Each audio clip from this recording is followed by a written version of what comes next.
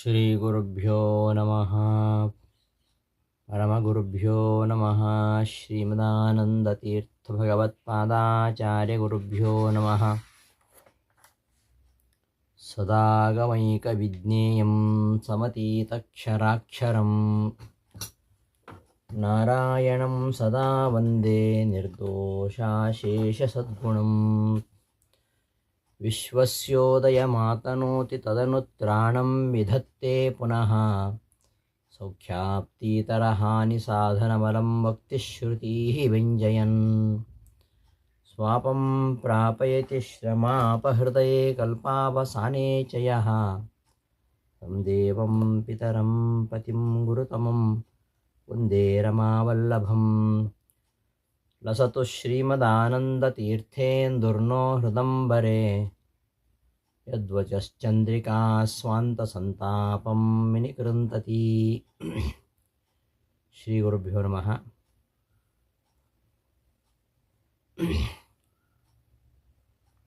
ವಿಷ್ಣುತ್ವ ವಿನಿರ್ಣಯದಲ್ಲಿ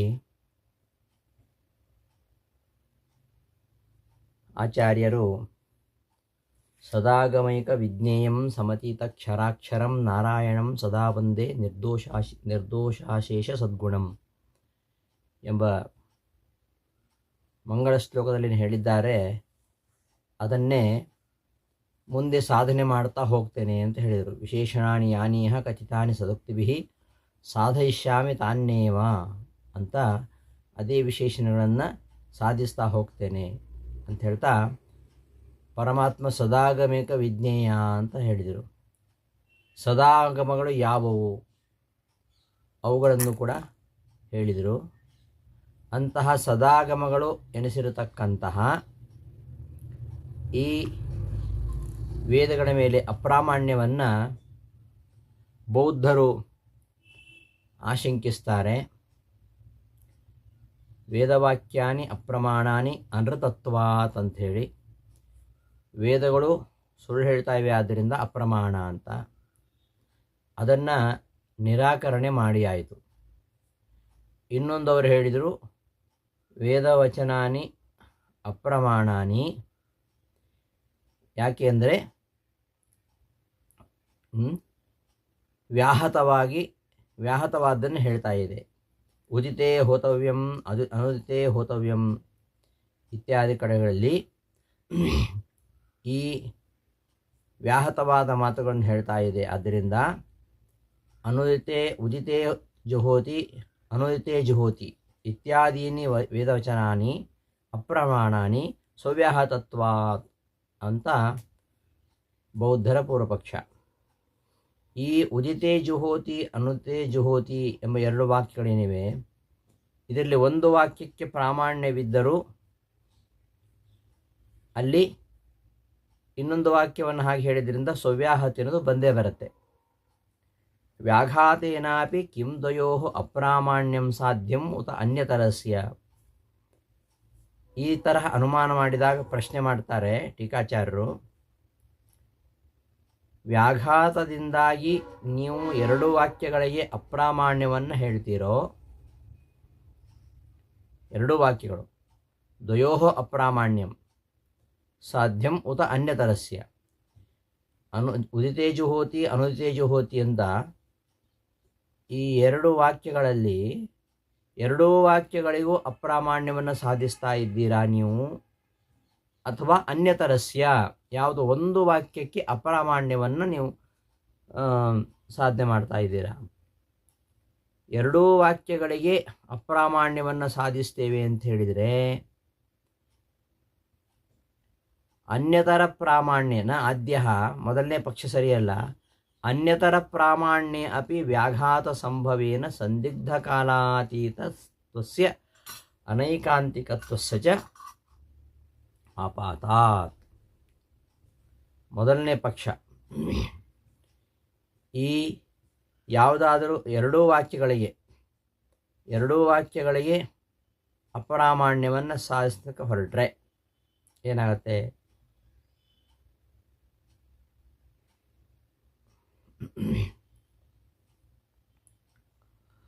ಒಂದು ವಾಕ್ಯಕ್ಕೆ ಪ್ರಾಮಾಣ್ಯ ಇದ್ದರೂ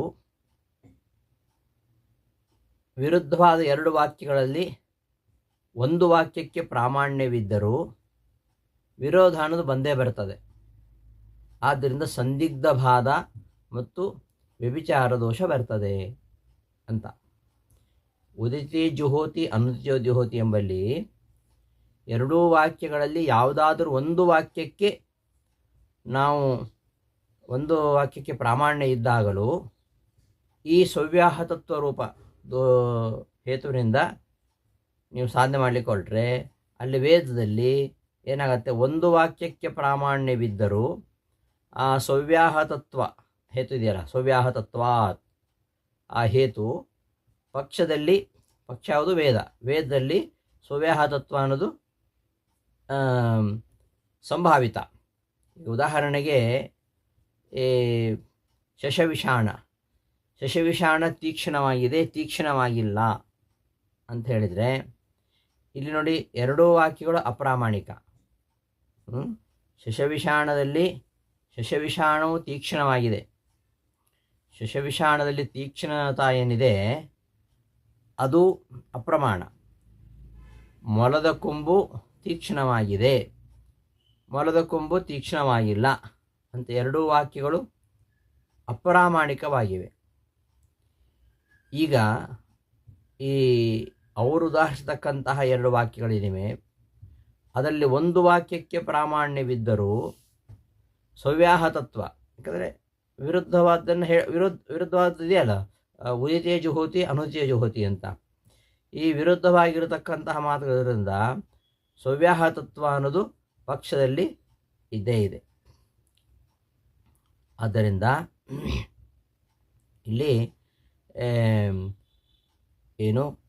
ವ್ಯಾಘಾತ್ ಸಂಭವೇನ ಸಂದಿಗ್ಧ ಕಾಲಾತೀತತ್ವಸ್ಯ ಅನೈಕಾಂತಿಕತ್ವಸ್ಯ ಚ ಆಪಾತಾತ್. ಸಂದಿಗ್ಧವಾದ ಕಾಲಾತೀತತ ಅಂದರೆ ಬಾಧ ಅಂದರೆ ಒಂದೇ, ಅದೊಂದು ದೋಷ ಅನುಮಾನಕ್ಕೆ. ಪ್ರತ್ಯಕ್ಷ ವಿರುದ್ಧವಾದ್ದನ್ನು ಹೇಳಿದಾಗ ಆ ಸಾಧ್ಯ ಪಕ್ಷದಲ್ಲಿ ಇಲ್ಲ ಅಂಥೇಳಿ ಅದು ಬಾಧಿತ.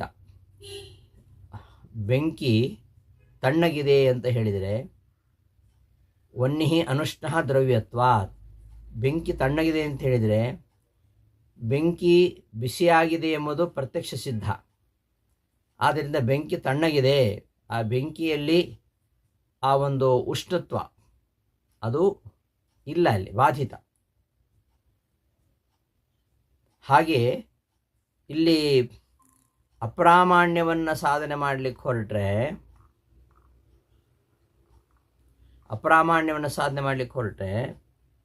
ಅಲ್ಲಿ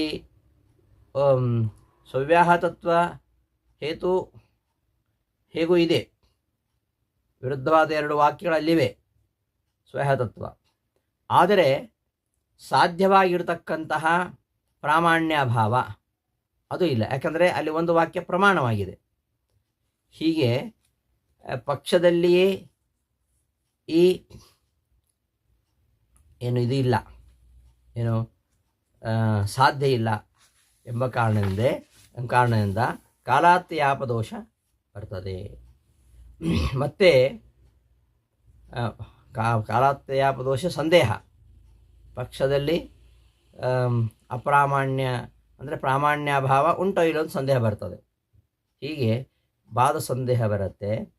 ಮತ್ತು ಈ ಅನೈಕಾಂತಿಕದ ದೋಷ ಬರ್ತದೆ. ಅನೈಕಾಂತಿಕದ ದೋಷ ಅಂದರೆ ವ್ಯಭಿಚಾರ ದೋಷ. ಈಗ ವ್ಯಾಹತತ್ವ ಹೇತು ಹೇಳಿದ್ದು, ವ್ಯಾಹತತ್ವ ಹೇತು ವೇದದಲ್ಲಿ ಸಂಭಾವಿತ ಆಗಿರ್ಬೋದು. ಆದರೆ ಎರಡು ವಾಕ್ಯಗಳಲ್ಲಿ ಒಂದು ವಾಕ್ಯಕ್ಕೆ ಪ್ರಾಮಾಣ್ಯವನ್ನು ಒಪ್ಪಿದ್ದರಿಂದ ಅಲ್ಲಿ ವ್ಯಾಹತತ್ವ ರೂಪವಾದ ಹೇತುವಿನಿಂದ ಅಪ್ರಾಮಾಣ್ಯವನ್ನು ಸಾಧನೆ ಮಾಡಲಿಕ್ಕೆ ಹೊರಟ್ರೆ ಈ ಹೇತು ಇದೆ, ಸಾಧ್ಯ ಇಲ್ಲ. ಸಾಧ್ಯ ಇಲ್ಲದೆ ಇದು ಕಡೆಯಲ್ಲಿ ಹೇತು ಇದ್ದರೆ ಅಥವಾ ಹೇತು ಇದ್ದು ಸಾಧ್ಯ ಇಲ್ಲದೆ ಹೋದರೆ ಅದೆಲ್ಲ ಅನೈಕಾಂತಿಕದ ದೋಷ. ಅಷ್ಟಾಯ್ತಲ್ಲ, ಬಾಧ ಸಂದೇಹ ಮತ್ತು ಅನೈಕಾಂತಿಕತ.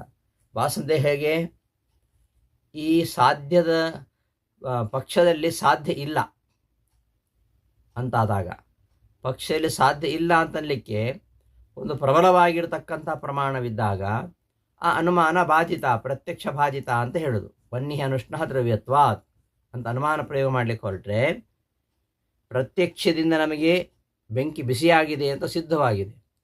ಹೀಗೆ ಪ್ರತ್ಯಕ್ಷ ಸಿದ್ಧವಾಗಿರತಕ್ಕಂತಹ ಏನು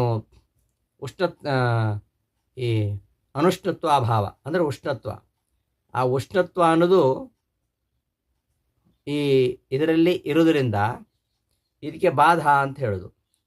ಇಲ್ಲಿ ಬಾಧ ಸಂದೇಹ ಹೇಗೆ ಅಂದರೆ, ಈ ಸಾಧ್ಯ ಪಕ್ಷದಲ್ಲಿ ಇಲ್ಲ ಅಂತ ಏನು ಹೇಳಿದಾಗ ಅದು ಬಾಧಿತ ಅಂತಾಗೋದು. ಈಗ ಏನು ಹೃದಯ ವನ್ನಿಮಾನ್ ಅಂತ ಸಾಧನೆ ಹಿಡ್ಕೊಳ್ಟ್ರೆ, ಹೃದಯದಲ್ಲಿ ವನ್ನಿ ಇಲ್ಲ, ಅಲ್ಲಿ ಹೃದಯದಲ್ಲಿ ವನ್ನಿ ಇಲ್ಲ ಅನ್ನೋದು ಪ್ರತ್ಯಕ್ಷದಿಂದ ಸಿದ್ಧವಾಗಿದೆ. ಆದ್ದರಿಂದ ಅಲ್ಲಿ ಪ್ರತ್ಯಕ್ಷದ ಬಾಧ ಅನುಮಾನಕ್ಕೆ. ನೀರಿನಲ್ಲಿ ಬೆಂಕಿ ಇರಲಿಕ್ಕೆ ಸಾಧ್ಯ ಇಲ್ಲ. ಹಾಗೆಯೇ ಸಾಧಿಸ್ತಕ್ಕಂತಹ ವಸ್ತುವಿನ ಅಭಾವ ಇರಬಹುದು ಅಂತ ಪ್ರಮಾಣಾಂತರದಿಂದ ನಮಗೆ ಸಂದೇಹ ಬರ್ತದೆ. ಈ ಪ್ರತ್ಯಕ್ಷದಿಂದ ಅಂತೂ ಇಲ್ಲಿ ಬೆಂಕಿ ಇಲ್ಲ, ಪ್ರಮಾಣಾಂತರದಿಂದ ಇರಬಹುದಾ ಅಂತ ಸಂದೇಹ ಬರ್ತದಲ್ಲ, ಆ ಥರ.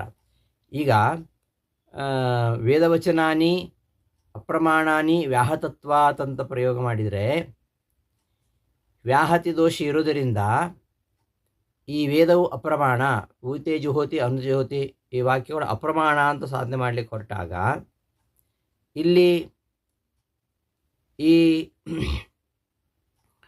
ಒಂದು ವಾಕ್ಯ ಪ್ರಮಾಣ ಅಂತ ಆದರೂ ಕೂಡ ವ್ಯಾಹತಿ ಇರುವುದರಿಂದ, ವ್ಯಾಹತತ್ವ ಹೇತು ಇರುವುದರಿಂದ ಸಾಧ್ಯ ಇದೆಯೋ ಇಲ್ಲೋ, ಯಾಕಂದರೆ ಒಂದು ವಾಕ್ಯ ಪ್ರಮಾಣ, ಅಲ್ಲಿ ಒಂದು ವಾಕ್ಯ ಪ್ರಮಾಣ ಆಗಿರೋದರಿಂದ ಎರಡೂ ವಾಕ್ಯಗಳಿಗೂ ಅಪ್ರಾಮಾಣ್ಯ ಸಾಧನೆ ಮಾಡಲಿಕ್ಕೆ ಹೊರಟ್ರೆ ಅಲ್ಲಿ ಸಾಧ್ಯ ಇದೆಯೋ ಇಲ್ಲೋ ಅಂತ ಸಂದೇಹ ಬರ್ತದೆ. ಆದ್ದರಿಂದ ಸಾಧ್ಯ ಇಲ್ಲ ಅಂತ ನಿಶ್ಚಯವಾದರೆ ಅದು ಬಾಧಿತ, ಸಾಧ್ಯ ಇದೆ ಇಲ್ಲೋ ಅಂತ ಸಂದೇಹ ಬಂದರೆ ಅದು ಬಾಧ ಸಂದೇಹ. ಹಾಗೆ ಈ ಸಾಧಿಸಬೇಕಾಗಿರ್ತಕ್ಕಂತಹ ವೇದದಲ್ಲಿ ಅಪ್ರಾಮಾಣ್ಯ ಇದೆಯೋ ಇಲ್ಲೋ ಅಂತ ಸಂದೇಹ ಬರ್ತದೆ, ಪ್ರಮಾಣಾಂತರದಿಂದ ಸಂಶಯ ಬರ್ತದೆ. ಆದ್ದರಿಂದ ಇದು ಬಾಧ ಸಂದೇಹ. ಉಯಿತೇಜುಹೋತಿ ಅನುತೇಜುಹೋತಿ ಎಂಬಲ್ಲಿ ಈ ವೇದವಾಕ್ಯಗಳು ಅಪ್ರಮಾಣ ಸ್ವಭಾತವಾದ್ದರಿಂದ ಅಂತ ಸಾಧನೆ ಮಾಡಲಿಕ್ಕೆ ಹೊರಟ್ರೆ, ಒಂದು ವಾಕ್ಯ ಅದರಲ್ಲಿ ಒಂದು ವಾಕ್ಯ ಪ್ರಮಾಣ ಆಗಿರಬಹುದು ಅಥವಾ ಪ್ರಮಾಣವಾಗದೇ ಇರಬಹುದು. ಪ್ರಮಾಣವಾಗದೇ ಇರಬಹುದು ಅಂತ ಸಂದೇಹ ಇರೋದರಿಂದ ಅಪ್ರಾಮಾಣ್ಯ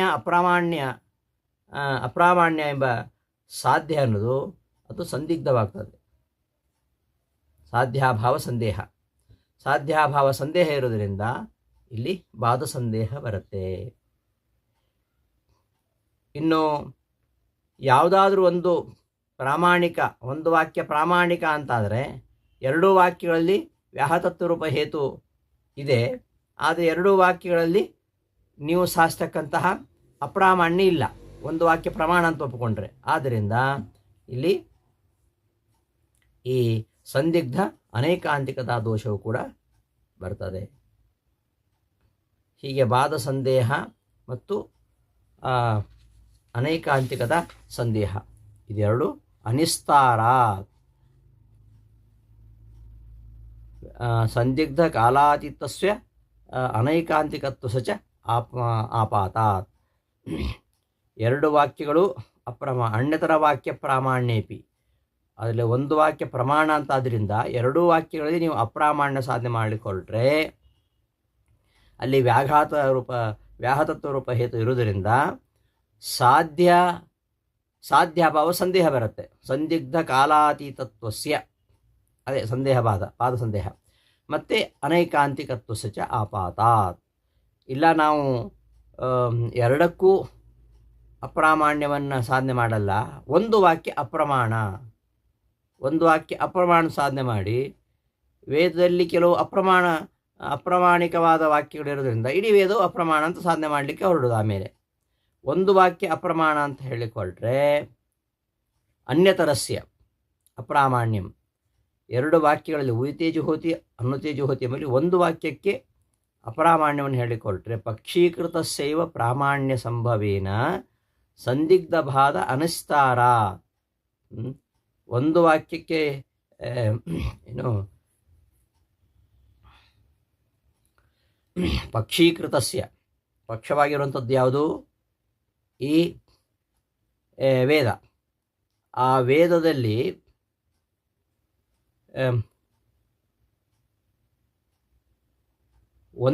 ಒಂದಕ್ಕೆ ಮಾತ್ರ ಅಪ್ರಾಮಾಣ್ಯ ಸಾಧನೆ ಮಾಡಲಿಕ್ಕೆ ಹೊರಟಾಗ ಒಂದಕ್ಕೆ ಪ್ರಾಮಾಣ್ಯ ಇರುವುದರಿಂದ ಒಂದು ವಾಕ್ಯ ಪ್ರಮಾಣ ಅಂತ ಇರೋದರಿಂದ ಇಡೀ ವೇದ ವಚನಕ್ಕೆ ನೀವು ಅಪ್ರಾಮಾಣ್ಯವನ್ನು ಸಾಧನೆ ಮಾಡಲಿಕ್ಕೆ ಹೊರಟ್ರೆ ಸಂದೇಹ ಬಾಧ ಅನ್ನೋದು ಬಂದೇ ಬರುತ್ತೆ. ಒಂದು ವಾಕ್ಯ ಮಾತ್ರ ಅಪ್ರಾಮಾಣಿಕ ಅಂತ ಸಾಧನೆ ಮಾಡೋದಲ್ವ, ಎರಡು ವಾಕ್ಯಗಳಲ್ಲಿ ಅನ್ಯತರಸ್ಯ. ಒಂದು ವಾಕ್ಯಕ್ಕೆ ಅಪ್ರಾಮಾಣ್ಯವನ್ನು ಸಾಧನೆ ಮಾಡಲಿಕ್ಕೆ ಹೊರಟ್ರೆ ಅಲ್ಲಿ ವೇದದಲ್ಲಿ ಪ್ರಾಮಾಣ್ಯವು ಸಂಭಾವಿತವಾದ್ದರಿಂದ ಬಾಧ ಸಂದೇಹ ಅನ್ನೋದು ಅಲ್ಲಿ ಬಂದೇ ಬರುತ್ತೆ. ಆದ್ದರಿಂದ ಅಲ್ಲಿ ಈ ಎರಡೂ ವಾಕ್ಯಗಳಿಗೂ ಅಪ್ರಾಮಾಣ್ಯ ಸಾಧನೆ ಮಾಡಲಿಕ್ಕೆ ಬರೋದಿಲ್ಲ, ಒಂದೇ ವಾಕ್ಯಕ್ಕೂ ಅಪ್ರಾಮಾಣ್ಯ ಸಾಧನೆ ಮಾಡಲಿಕ್ಕೆ ಬರೋದಿಲ್ಲ. ಎರಡೂ ವಾಕ್ಯಗಳಿಗೂ ಅಪ್ರಾಮಾಣ್ಯ ಸಾಧನೆ ಮಾಡಲಿಕ್ಕೆ ಹೊರಟ್ರೆ ಸಂದಿಗ್ಧ ಕಾಲಾತೀತತ್ವ ಅನೇಕಾಂತಿಕತ್ವ. ಇನ್ನು ಎರಡರಲ್ಲಿ ಒಂದಕ್ಕೆ ಅಪ್ರಾಮಾಣ್ಯವನ್ನು ಸಾಧನೆ ಮಾಡಲಿಕ್ಕೆ ಹೊರಟ್ರೆ ಅಲ್ಲಿ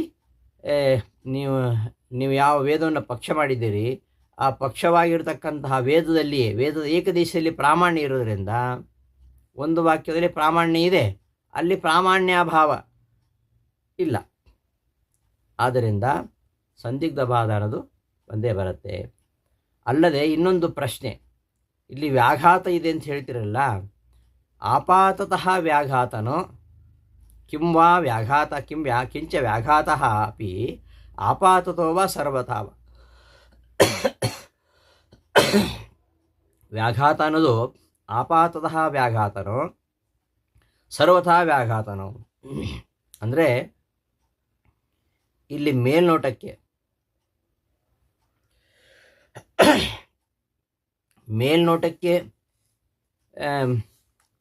ವ್ಯಾಘಾತವೋ ಅಥವಾ ಸರ್ವತಾ ವ್ಯಾಘಾತವೋ ನಾದ್ಯ ಅನೈಕಾಂತ್ಯಾತ್ ದ್ವಿತೀಯ ಸಂದಿಗ್ಧಾ ಸಿದ್ಧಿ ಕಿಮತ್ರ ಸರ್ವತಾ ವ್ಯಾಘಾತಃ ಏವ ಉತ ಅಧಿಕಾರ್ಯಾದಿ ಭೇದೇನ ವ್ಯವಸ್ಥಾ ಇತಿ ಸಂದೇಹ ಅನಿಸ್ತಾರಾತ್. ವ್ಯಾಘಾತ ಇದೆ ಅಂತ ಹೇಳಿದಿರಲ್ಲ, ಆ ವ್ಯಾಘಾತವು ಕೂಡ ಮೇಲ್ನೋಟದಿಂದ ಪ್ರಾಪ್ತವಾಗುವಂಥದ್ದು ಅಥವಾ ಮೇಲ್ನೋಟಕ್ಕೆ ವ್ಯಾಹತಿ ಇಲ್ಲ, ವಿಚಾರ ಮಾಡ್ತಾ ಹೋದಾಗ ವ್ಯಾಹತಿ ಇದೆ ಅಂತ ವಿಚಾರಾನಂತರ ವ್ಯಾಹತಿ ಪ್ರಾಪ್ತವಾದದ್ದು ಅಂತ ಪ್ರಶ್ನೆ. ಮೊದಲನೇ ಪಕ್ಷದಲ್ಲಿ ಮೇಲ್ನೋಟದಿಂದ ವ್ಯಾಹತ ಅಂತ ಇಟ್ಕೊಂಡ್ರೆ ಮೇಲ್ನೋಟದಲ್ಲಿ ಇಲ್ಲಿ ವ್ಯಾಹತಿ ದೋಷ ಇದೆ ಅಂತ ಹೇಳಿಕೊಟ್ರೆ ಏನಾಗುತ್ತೆ ಅಂದರೆ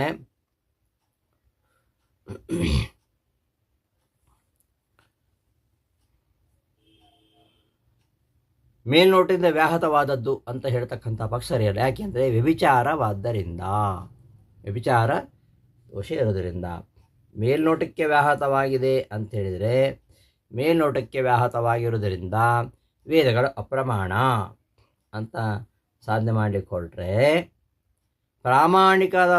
ಪ್ರಾಮಾಣಿಕವಾಗಿರ್ತಕ್ಕಂತಹ ವಾಕ್ಯಗಳಿಗೂ ಕೂಡ ನಮಗೆ ಮೇಲ್ನೋಟಕ್ಕೆ ಕೆಲವೊಮ್ಮೆ ವ್ಯಾಹತಿ ಕಂಡು ಬರ್ತದೆ.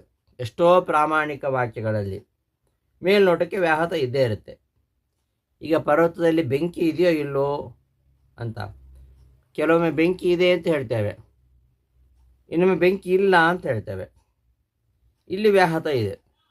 ಹಾಗಾದರೆ ಪರ್ವತದಲ್ಲಿ ಬೆಂಕಿ ಇದೆ ಇಲ್ಲಿ ಅಂತ ನಾವು ನಿರ್ಧಾರ ಮಾಡೋದು ಹೇಗೆ?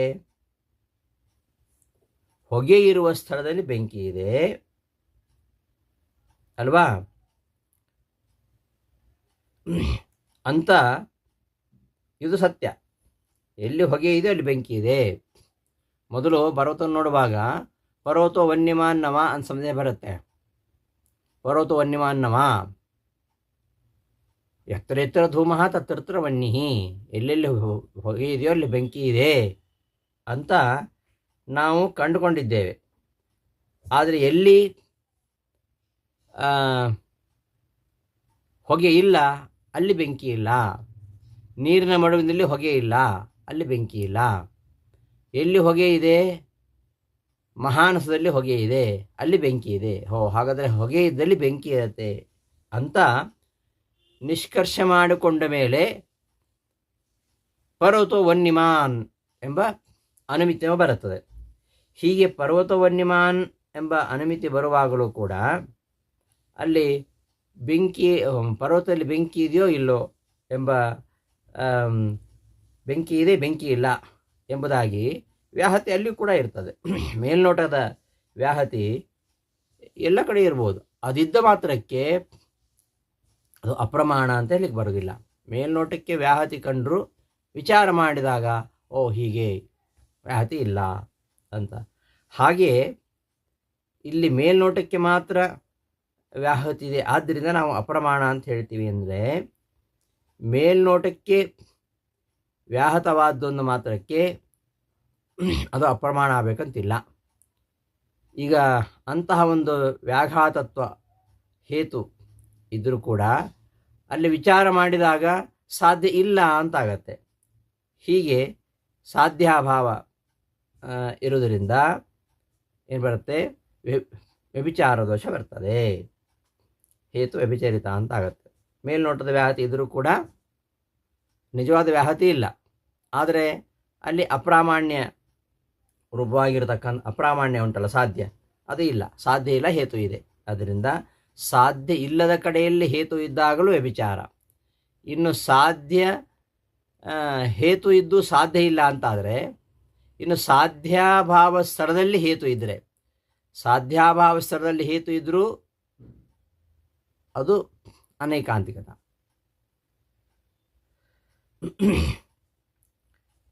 ಆದ್ದರಿಂದ ವ್ಯಭಿಚರಿತವಾಗುತ್ತೆ ಹೇತುವು. ಇನ್ನು ಎರಡನೇ ಪಕ್ಷದಲ್ಲಿ ಸರ್ವಥಾ ವ್ಯಾಹತ. ಸರ್ವಥಾ ವ್ಯಾಹತ ಅಂತ ಹೇಳಿದರೆ ನಿಷ್ಕರ್ಷ ಮಾಡಿದ ಮೇಲೆಯೂ ಕೂಡ ವಿರೋಧ ಇದೆ.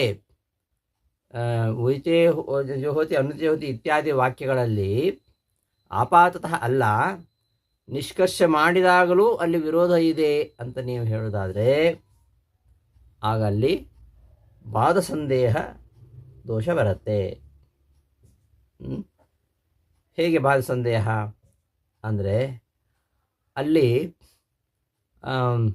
ನಿಶ್ಚಿತವಾದ ವ್ಯಾಹತಿ ಅಂತ ನೀವು ಹೇಳ್ತೀರಲ್ಲ, ಹೌದು ವ್ಯಾಹತಿ ಇದೆ, ಅದು ಅಧಿಕಾರಿ ಭೇದೇನೆ ಹೇಳಿರಬಹುದು. ಉದಯ ಕಾಲದಲ್ಲಿ ಹೋಮಿಸಬೇಕು, ಉದಯದಲ್ಲಿ ಹೋಮಿಸಬೇಕು, ಉದಯದ ನಂತರ ಹೋಮಿಸಬೇಕು, ಉದಯ ಪೂರ್ವದಲ್ಲಿ ಹೋಮಿಸಬೇಕು ಅಂತ ಹೀಗೆಲ್ಲ ನಮಗೆ ವ್ಯಾಹತಿ ಕಾಣಬಹುದು. ಆದರೆ ವೇದ ಹಾಗೆ ವಿಧಿಸಿದೆ. ಅದರ ಅರ್ಥ ಏನು, ಅಧಿಕಾರಿಗಳು ಸೂರ್ಯೋದಯದ ಮೊದಲಾಗಲಿ ಅಥವಾ ಅನಂತರದಾಗಲಿ ಹೋಮಿಸಬಹುದು ಅಂತ ವಿಕಲ್ಪ ಹೇಳಿರ್ಬೋದು. ಯಾವಾಗ ಹೋಮ ಮಾಡಬೇಕು ಅಂದರೆ ಸೂರ್ಯೋದಯ ಆದಮೇಲೆ ಬೇಕಾದರೂ ಮಾಡಿ, ಸೂರ್ಯೋದಯ ಮೊದಲು ಬೇಕಾದರೂ ಮಾಡಿ ಅಂತ ವಿಕಲ್ಪವನ್ನು ಹೇಳಿರ್ಬೋದು. ಅಥವಾ ಕೆಲವು ಅಧಿಕಾರಿಗಳು ಸೂರ್ಯೋದಯ ಆದಮೇಲೆ ಹೋಮಿಸಲಿ, ಕೆಲವು ಅಧಿಕಾರಿಗಳು ಸೂರ್ಯೋದಯಕ್ಕೆ ಮೊದಲೇ ಹೋಮಿಸಲಿ ಅಂತ ಅಧಿಕಾರಿ ಭೇದ ಹೇಳಿರ್ಬೋದು. ಅಥವಾ ಕೆಲವು ಸಂದರ್ಭಗಳಲ್ಲಿ ಸೂರ್ಯೋದಯ ಆದ ಮೇಲೆ ಹೋಮಿಸಬೇಕು, ಕೆಲವು ಸಂದರ್ಭಗಳಲ್ಲಿ ಸೂರ್ಯೋದಯಕ್ಕಿಂತ ಮೊದಲೇ ಹೇಳಿರ್ಬೋದು. ಹೀಗೆ ಒಂದು ಅಧಿಕಾರಿ ಭೇದದಿಂದ, ಆಮೇಲೆ ಯಾವಾಗ ಬೇಕಾದ್ರೂ ಹೋಮ ಮಾಡಿ ಅಂತ ವಿಕಲ್ಪ ಭೇದದಿಂದ, ಅಥವಾ ಸಂದರ್ಭ ನೋಡಿಕೊಂಡು ಹಾಗೆ ಹೇಳಿರ್ಬೋದಲ್ಲ ಅಂತ ಈ ಕಾಲದ ವ್ಯತ್ಯಾಸ. ಈ ರೀತಿಯಲ್ಲಿ ವಿವರಿಸಿರ್ಬೋದಲ್ಲ ಅಂತ ಸಂದೇಹ ಬರುತ್ತೆ. ಆದ್ದರಿಂದ ಎರಡೂ ವಾಕ್ಯಗಳು ಸರಿಯಾಗಿರಬಹುದು, ಅಲ್ಲಿ ವಿರೋಧ ಇಲ್ಲ. ಯಾಕೆ ಅಂದರೆ ಈ ಅರ್ಥದಲ್ಲಿ ಹೇಳಿರ್ಬೋದು ವೇದ. ಹೇಗೆ ಉದಿತೇ ಜುಹೋತಿ ಅನುದಿತೇ ಜುಹೋತಿ ಎಂಬಲ್ಲಿ ಸೂರ್ಯೋದಯವಾದ ಮೇಲೆ ಹೋಮಿಸಬಹುದು, ಸೂರ್ಯೋದಯಕ್ಕಿಂತ ಮೊದಲೇ ಹೋಮಿಸಬಹುದು ಅಂತ ಹೇಳಿರುವ ಅಭಿಪ್ರಾಯ ಏನು ಅಂದರೆ ಮೂರು ರೀತಿಯಲ್ಲಿ ನಾವು ಹೇಳ್ಬೋದು. ಒಂದು ಅಧಿಕಾರಿ ಭೇದೇನ ಹೇಳಿರ್ಬೋದು. ಅಧಿಕಾರಿ ಭೇದೇನ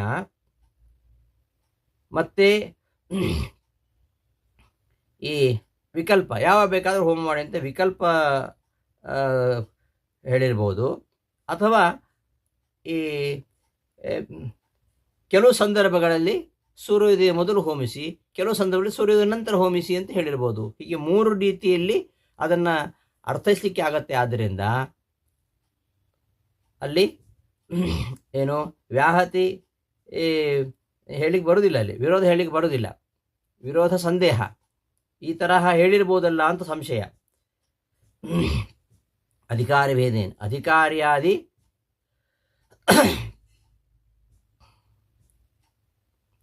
ಅಧಿಕಾರ್ಯಾದಿಗಳ ಭೇದದಿಂದ ಇದು ವ್ಯವಸ್ಥೆಯೋ ಅಂತ ಸಂದೇಹ ಬರುತ್ತೆ. ಇಲ್ಲಿ ವಿರುದ್ಧ ಕಾಣ್ತಾ ಇದೆಯಲ್ಲ, ವಿರುದ್ಧಕ್ಕೆ ಕಾರಣ ನಮಗೊಂದು ಸಂದೇಹ, ಯಾಕೆ ವೇದ ಹಾಗೆ ಹೇಳುತ್ತೆ, ಹೀಗೆ ಹೇಳಿರ್ಬೋದಾ ಅಂತ. ಒಂದು ಅಧಿಕಾರಿ ಭೇದದಿಂದ ಹೇಳಿರ್ಬೋದಾ, ಅಥವಾ ಕೆಲವರು ಸೂರ್ಯೋದಯದ ಮೊದಲು ಹೋಮಿಸಲಿ, ಕೆಲವು ಸೂರ್ಯೋದಯದ ಅನಂತರ ಹೋಮಿಸಲಿ ಅಂತ ಹೇಳಿರ್ಬೋದು. ಕೆಲವು ಸಂದರ್ಭಗಳಲ್ಲಿ ಸೂರ್ಯೋದಯಕ್ಕಿಂತ ಮೊದಲು ಹೋಮಿಸಲಿ, ಕೆಲವು ಸಂದರ್ಭದಲ್ಲಿ ಸೂರ್ಯದ ನಂತರ ಹೋಮಿಸಲಿ, ಕಾಲದ ವ್ಯತ್ಯಾಸ ಅಂದರೂ ವಿಸರ್ಬೋದೋ ಏನೋ ಅಂತ ಸಂದೇಹ ಬರೋದರಿಂದ ಇದು ಈ ವಾಕ್ಯಗಳು ಪ್ರಾಮಾಣಿಕವೇ ಆಗ್ತವೆ. ಆದ್ದರಿಂದ ಇಲ್ಲಿ ಸಾಧ್ಯಾಭಾವದ ಸಂದೇಹ ಬಂದೇ ಬರುತ್ತೆ. ಸಾಧ್ಯವನ್ನು ನಿಶ್ಚಯ ಮಾಡಲಿಕ್ಕೆ ಆಗುವುದಿಲ್ಲ. ಇಲ್ಲಿ ಸಾಧ್ಯಾಭಾವ ಸಂದೇಹ ಇರೋದರಿಂದ ನಿಮಗೆ ಈ ಅನುಮಾನಕ್ಕೆ ಬಾಧ ಸಂದೇಹ ಅನ್ನೋದು ಬಂದೇ ಬರುತ್ತೆ. ಆದ್ದರಿಂದ ಈ ವ್ಯಾಹತಿ ದೋಷ ಇಟ್ಕೊಂಡು ವೇದದ ಕೆಲವು ವಾಕ್ಯಗಳಿಗೆ ಅಪ್ರಾಮಾಣ್ಯವನ್ನು ಉದಿತೇ ಜುಹೋತಿ ಅನುತ್ಯೋ ಜುಹೋತಿ ಇತ್ಯಾದಿ ವೇದವಚನಾನಿ ಅಪ್ರಮಾಣಾನಿ ವ್ಯಾಹತತ್ವಾತ್ ಎಂಬುದಾಗಿ ವ್ಯಾಹತಿ ದೋಷ ಇದೆ ಎಂಬ ಕಾರಣಕ್ಕೆ ವೇದವು ಅಪ್ರಮಾಣ ಅಂತ ಹೇಳಲಿಕ್ಕೆ ಬರಲ್ಲ. ಈ ವ್ಯಾಹತಿ ಈ ತರಹ ವಿರುದ್ಧವಾಗಿ ಹೇಳಲಿಕ್ಕೆ ಒಂದು ಕಾರಣ ಇರ್ಬೋದು. ಆದ್ದರಿಂದ ಆ ಕಾರಣ ಇದೆ ಅಂತಾದರೆ ಅಲ್ಲಿ ವ್ಯಾಹತಿ ಇಲ್ಲ, ಕಾರಣ ಇದ್ದರೆ ವ್ಯಾಹತಿ ಇದೆ. ಹೀಗೆ ಸಂದಿಗ್ಧವಾಗಿರತಕ್ಕಂತಹ ಸಾಧ್ಯಾಭಾವ, ಅಪ್ರಾಮಾಣ್ಯ ಏನು ಸಾಧ್ಯ ಮಾಡ್ತಾ ಇದ್ದೀರಿ, ಆ ಅಪ್ರಾಮಾಣ್ಯದ ಅಭಾವ ಇದೆಯೋ ಇಲ್ಲೋ ಅಂತ. ಒಂದು ವೇಳೆ ವ್ಯಾಹತಿ ಇದೆ ಅಂತಾದಾಗ ಅಲ್ಲಿ ಸಂದೇಹ ಇಲ್ಲದಿರುವುದರಿಂದ ಸರಿ. ಆದರೆ ಒಂದು ವೇಳೆ ಹೀಗೆ ಹೇಳಿರ್ಬೋದಲ್ಲ ಅಂತ ಹೇಳುವಾಗ ಆ ವಾಕ್ಯಗಳು ಪ್ರಮಾಣ ಅಂತ ಆಗುವಾಗ ಅಲ್ಲಿ ವಿರೋಧವೇ ಇಲ್ಲ. ಆದ್ದರಿಂದ ಅಲ್ಲಿ ಸಾಧ್ಯಾಭಾವ ಸಂದೇಹ ಇರೋದರಿಂದ ಬಾಧ ಸಂದೇಹ ಅನುಮಾನಕ್ಕೆ ಬರುತ್ತೆ. ಆದ್ದರಿಂದ ಈ ವ್ಯಾಹತಿ ಹೇತುವಿನಿಂದ ವೇದಗಳಿಗೆ ಅಪ್ರಾಮಾಣ್ಯವನ್ನು ಸಮರ್ಥನೆ ಮಾಡಲಿಕ್ಕೆ ಬರುವುದಿಲ್ಲ. ಇನ್ನು ಪೌನರುಕ್ತ್ಯಂತೂ ಪ್ರಮಾಣ ಸಂಪ್ಲವೇ ವ್ಯಭಿಚಾರಾದ ಅಪ್ರಾಮಾಣ್ಯ ಸಾಧಕಂ ನಭವತಿ. ಪುನರುಕ್ತವಾಗಿದೆ, ಅಲ್ಲಲ್ಲಿ ಹೇಳಿದ್ದೇನೆ ಮತ್ತೆ ಮತ್ತೆ ಹೇಳ್ತಾ ಇದೆ. ಆದ್ದರಿಂದ ಪುನರುಕ್ತಿ ದೋಷ ಇರುವುದರಿಂದ ಇಲ್ಲಿ ಇದು ಅಪ್ರಮಾಣ, ವೇದವಚನಾನಿ ಅಪ್ರಮಾಣಾನಿ ಪುನರುಕ್ತತ್ವಾತ್ ಅಂತ ಸಾಧನೆ ಮಾಡಲಿಕ್ಕೆ ಹೊರಟ್ರೆ ಪುನರುಕ್ತತ್ವ ಹೇತು ಅದು ವ್ಯಭಿಚರಿತವಾಗಿದೆ. ಯಾಕೆಂದರೆ ಒಂದೇ ವಿಷಯವನ್ನು ಅಧಿಕರಿಸಿ ಅನೇಕರು ಹೇಳ್ತಾರೆ. ಅನೇಕರು ಹೇಳಿದ್ರಿಂದ ಮಾತ್ರಕ್ಕೆ ಅದು ಅಪ್ರಮಾಣ ಅಂತ ಆಗಬೇಕಾ? ಪ್ರಮಾಣ ಸಂಪ್ರವೇ ವ್ಯಭಿಚಾರಾತ್ ಅಪ್ರಾಮಾಣ್ಯ ಸಾಧಕಂ ನ ಭವತಿ. ಪ್ರಮಾಣ ಸಂಪ್ಲವ ಅಂದರೆ ಈ ಒಂದೇ ವಿಷಯವನ್ನು ಇಟ್ಕೊಂಡು ಅನೇಕರು ಹೇಳ್ತಾರೆ, ಅದಕ್ಕೆ ಪ್ರಮಾಣ ಸಂಪ್ಲವ ಅಂತ ಹೇಳ್ತಾರೆ. ಅನೇಕರ ವಚನಗಳಲ್ಲಿ ಈ ರೀತಿಯ ಪುನರುಕ್ತಿ ಇರ್ತದೆ. ಆದರೆ ಆ ಪುನರುಕ್ತಿ ಅದು ದೋಷ ಅಲ್ಲ. ಅಲ್ಲಿ ಪುನರುಕ್ತಿಯಿಂದ ಅಪ್ರಾಮಾಣ್ಯವನ್ನು ಸಾಧಿಸಲಿಕ್ಕೆ ಬರುವುದಿಲ್ಲ. ವ್ಯರ್ಥ ಅಂತ ಹೇಳಬಹುದು, ಆದರೆ ಅದು ಕೂಡ ಸಾಧ್ಯ ಇಲ್ಲ. ಯಾಕೆಂದರೆ ಅದು ಪುನರುಕ್ತವೋ ಅಥವಾ ಅದು ಅನುವಾದವೋ ಅಂತ ಸಂದೇಹ ಬರುವುದರಿಂದಾಗಿ ಪುನರುಕ್ತಂ ಏವ ಉತ ಅಧಿಕ ವಿವಕ್ಷಾದಿನ ಅನುವಾದ ರೂಪಂ. ಪ್ರಮಾಣ ಸಂಪ್ಲವ ಇದ್ದಾಗ, ಒಂದೇ ವಿಷಯವಾಗಿ ಅನೇಕ ವಾಕ್ಯಗಳನ್ನು ಹೇಳಿದಾಗ ಅಲ್ಲಿ ಅಂತಹ ವಾಕ್ಯಗಳು ಕೂಡ ಪ್ರಮಾಣವಾಗುವುದರಿಂದ ಅಲ್ಲಿ ಪುನರುಕ್ತಿ ಇದ್ದರೂ ಕೂಡ ಅವುಗಳು ಅಪ್ರಮಾಣ ಅಲ್ಲ. ಆದ್ದರಿಂದ ಅಲ್ಲಿ ವ್ಯಭಿಚಾರ ಬರೋದರಿಂದ ನಿಮ್ಮ ಅನುಮಾನ ಅಪ್ರಾಮಾಣ್ಯ ಸಾಧಕ ಆಗುವುದಿಲ್ಲ. ವೈಯರ್ಥ್ಯಂಚ ಕಥಂಚಿತ್ ಸಾಧಯೇತ್. ಅಲ್ಲ, ಅಪ್ರಮಾಣ ಅಲ್ಲ, ಆ ವಾಕ್ಯ ವ್ಯರ್ಥ ಅಂತ ನೀವು ಹೇಳ್ಬೋದು, ಆದರೆ ವೈಯರ್ಥ್ಯವನ್ನು ಕೂಡ ಸಾಧನೆ ಮಾಡಲಿಕ್ಕೆ ಬರಲ್ಲ. ಯಾಕಂದ್ರೆ ತದಪಿ ನಾಸ್ತಿ, ಅಲ್ಲಿ ಆ ವೈಯರ್ಥ್ಯವೂ ಇಲ್ಲ. ಯಾಕಂದರೆ ಕಿಮಿದಂ ಪುನರುಕ್ತಮೇ ಊತ ಅಧಿಕ ವಿವಕ್ಷತ್ವಾದಿನ ಅನುವಾದ ರೂಪಂ. ಇದು ಹೇಳಿದ್ದನ್ನು ಹೇಳ್ತಾ ಇರೋದ ಅಥವಾ ಅಧಿಕ ವಿವಕ್ಷಾದಿನ ಹೇಳಿದ್ದನ್ನು ಹೇಳ್ತಾ ಇರೋದ ಅಥವಾ ಹೆಚ್ಚಿನದನ್ನು ತಿಳಿಸ್ಲಿಕ್ಕೋಸ್ಕರವಾಗಿ ಅನುವಾದ ಮಾಡಲಾಗಿದೆಯೋ, ಅನುವಾದ ರೂಪವು ಅಂತ ಸಂದೇಹ ಬರೋದರಿಂದ ಸಂದಿಗ್ಧತ್ವ. ಆದ್ದರಿಂದ ಇದು ಅನುಮಾನ ಪ್ರಮಾಣ, ಈ ಅನುಮಾನ ಅಪ್ರಾಮಾಣ್ಯವನ್ನು ಸಾಧನೆ ಮಾಡಲಿಕ್ಕೆ ಬರೋದಿಲ್ಲ. ಶಾಸ್ತ್ರಗಳಲ್ಲಿ ಹಾಗೆ ಹೆಚ್ಚಿನ ಸಂಗತಿಯನ್ನು ತಿಳಿಸ್ಬೇಕಾಗಿರುತ್ತೆ. ಆದ್ದರಿಂದ ಹೇಳಿದ್ದನ್ನು ಹೇಳಿ ಮತ್ತು ಅದಕ್ಕೆ ಒಂದಿಷ್ಟು ಹೆಚ್ಚಿಗೆ ಸೇರಿಸಿ ಹೇಳೋದುಂಟು. ಹಾಗಿದ್ದಾಗ ಅದು ಅಪ್ರಮಾಣ ಆಗುವುದಿಲ್ಲ. ಇನ್ನು ಪ್ರಮಾಣಾಂತರ ಏತೇನ ಪ್ರಮಾಣಾಂತರ ಸಿದ್ಧಾರ್ಥತ್ವಮಿ ನಿರಸ್ತಂ. ಇದೇ ಕಾರಣದಿಂದಲೇ ಪ್ರಮಾಣಾಂತರ ಸಿದ್ಧವಾದನ್ನು ತಿಳಿಸ್ತಾ ಇದೆ, ಆದ್ದರಿಂದ ಅಪ್ರಮಾಣ. ಅಗ್ನಿರ್ಹಿಮಸ್ಯ ಭೇಷಜಂ. ಅಗ್ನಿ ಹಿಮಕ್ಕೆ ಭೇಷಜ. ಚಳಿಯಾದರೆ ಬೆಂಕಿ ಕಾಯಿಸ್ಕೊಳ್ಬೇಕು, ಇದನ್ನು ವೇದ ಹೇಳಬೇಕಾ? ಅಗ್ನಿರ್ಹಿಮಸ್ಯ ಭೇಷಜಂ ಇತ್ಯಾದಿ ಮಾತುಗಳಿವೆ. ಆದ್ದರಿಂದ ಈ ಪ್ರಮಾಣಾಂತರ ಸಿದ್ಧವಾಗಿರತಕ್ಕಂತಹ ವಿಚಾರಗಳನ್ನು ವೇದ ಹೇಳ್ತಾ ಇದೆ ಎಂಬ ಕಾರಣಕ್ಕೆ ಅಪ್ರಮಾಣ ಅಂತ ಸಾಧನೆ ಮಾಡಲಿಕ್ಕೆ ಬರಲ್ಲ. ಯಾಕೆಂದರೆ ಪ್ರಮಾಣಾಂತರ ಸಿದ್ಧವಾಗಿದ್ದರೂ ಕೂಡ ಅಂತಹ ಮಾತುಗಳಿಗೆ ಅಪ್ರಾಮಾಣ್ಯ ಇಲ್ಲ. ಯಾಕಂದರೆ ಪ್ರಮಾಣ ಸಂಪ್ರವದಂತೆ ಇದು ಕೂಡ ಪ್ರಮಾಣವೇ ಆಗತ್ತೆ. ಇದನ್ನು ಸಮಾಪ್ತಿಗೊಳಿಸ್ತೇನೆ. ಶ್ರೀಕೃಷ್ಣ ಅರ್ಪಣಮಸ್ತು. ಧನ್ಯವಾದಗಳು.